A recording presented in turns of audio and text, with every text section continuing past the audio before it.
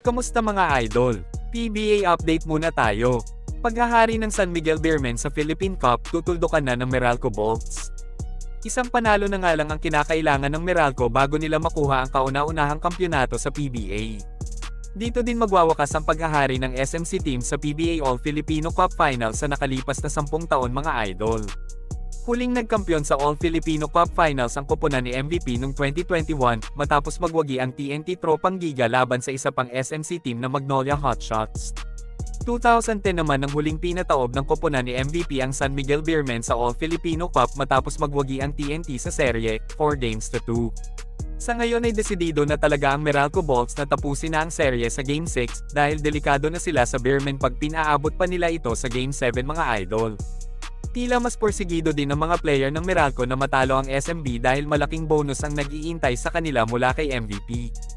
Alam naman natin na bibihira na lang magkampiyon ang mga koponan ni MVP sa PBA dahil tuloy-tuloy pa din ang pagpapalakas ng lineup ng mga SMC teams maliban na lang sa Magnolia na hindi gaanong priority ni Boss Al Francis Chua. Hindi din naman basta-basta isusuko ng San Miguel ang kampyonato sa Meralco Bolts mga idol. Alam naman natin ang makasaysayang pinagdaanan ng SMB noong 2015, kung saan nalubog sila sa 0-3 sa koponan ng Alaska Aces na pinamumunuan pa noon ni Calvin Abueva na tanging star player ng Alaska. Mula 0-3 nakuha pa nilang makabalik sa serye at nasungkit pa ang kampyonato na tinagurian namang Miracle Run para sa SMB. Sa ngayon ay tinuturing ang koponan ng Beermen na may pinakamalakas na lineup sa kasaysayan ng kanilang franchise.